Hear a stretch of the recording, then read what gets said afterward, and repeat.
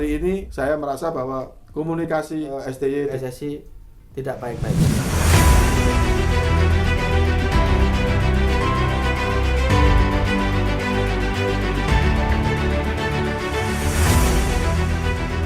Magis yang ditunjukkan Sintayong saat menangani tim nasional Indonesia di Piala AFF 2020 kemarin memang menumbuhkan decak kagum di hati pecinta sepak bola nasional.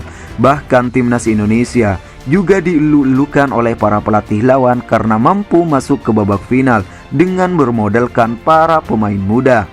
Meski akhirnya jatuh sebagai runner-up yang kalah dari Thailand di partai final, namun melihat bagaimana Asnawi Mangku Alam dan kawan-kawan bermain, ada optimisme dalam skuad timnas Garuda untuk bisa menjadi penguasa Asia Tenggara dalam beberapa tahun mendatang. Tidak bisa dipungkiri, semuanya karena keberanian yang diterapkan Sintayong untuk meregenerasi skuad timnas Indonesia. Namun berbeda dengan PSSI yang tidak terlalu puas dengan hasil yang didapat timnas Indonesia.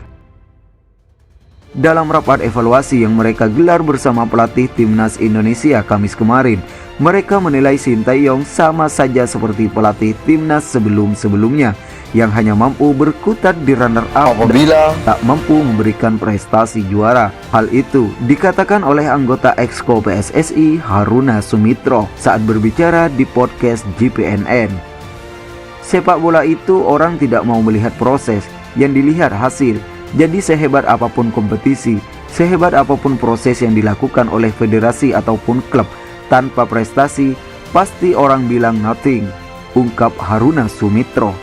Dijelaskan olehnya bahwa dalam rapat evaluasi itu juga didiskusikan kekalahan 4-0 Indonesia dari Thailand, yang mana sebelumnya Indonesia tidak pernah kalah sebesar itu dari tim Gajah Perang.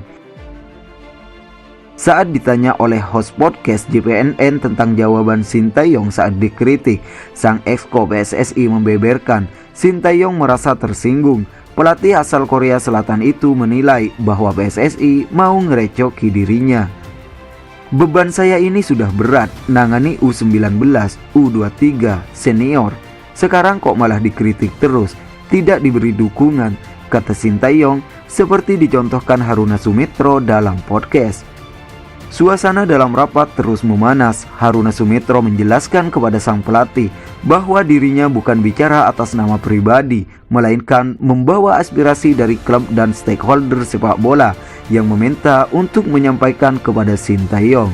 Dia juga mengatakan kalau sebenarnya diskusi dan kritik yang disampaikan kepada Sintayong itu adalah solusi untuk mencari jalan keluar.